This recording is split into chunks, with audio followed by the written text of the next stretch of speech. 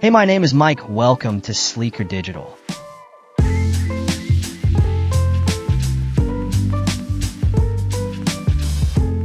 This is lesson 1 of WooCommerce, setting up your shop. In this video, we'll teach you 1. Setting the store's physical address and selling location. 2. Enabling taxes, coupons, and setting the currency. 3. Selecting a base shop page, configuring product measurements, and enabling reviews and ratings. 4. Setting standard, reduced, and zero tax rates. 5. Adding shipping zones based on countries you ship to. 6. Enabling desired payment methods for customers. 7. Configuring customer login, registration, setting privacy policies, and managing personal data retention. 8. Setting up email notifications for order statuses and customizing the email template. 9. Inputting the MaxMind license key and database file path for geolocation services. 10. Making the site live or setting it to coming soon mode. 11. Configuring page IDs for core WooCommerce pages and setting unique URLs for checkout and account endpoints. Let's take a look at the process.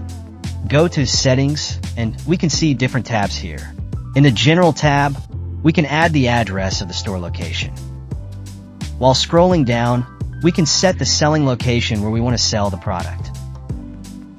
You can also enable taxes and coupons by clicking on the checkboxes. In the Currency Options section, you can set the currency of the country where you want to sell your products. While in the Product tab, you can select the shop page which you want to make the base page. And you can set the measurements for your products.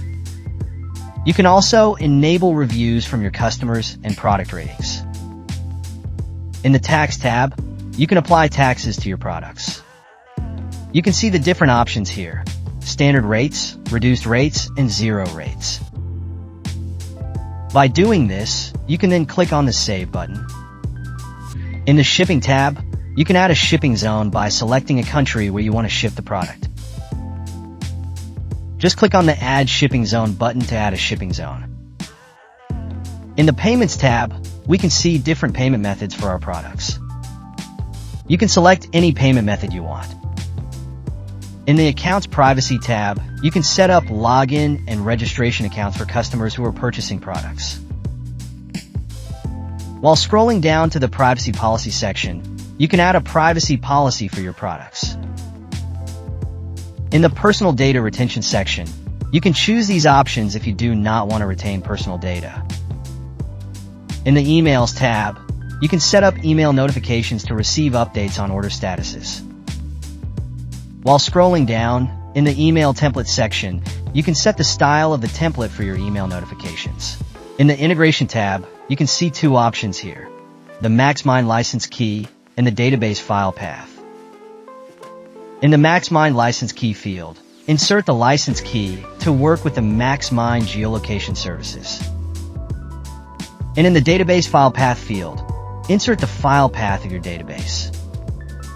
In the Site Visibility tab, if you want to make your site live, click on the Live option. And if you want to display a Coming Soon page, click on the Coming Soon option. Lastly, we have the Advanced tab. In the Page Setup section, you can see 4 different pages here. By clicking on any of these pages, you have to set the ID for each. While scrolling down, we have Checkout Endpoints, where you have to add the URLs for each of the pages for checkout. While at the end of the section, we have Account Endpoints, where you need to add unique endpoints for each URL. For example, for the order field, you have to add the unique order URL. By doing all of this, we can successfully configure the settings of our WooCommerce store. That was lesson 1. Subscribe our channel to not miss out more videos like this.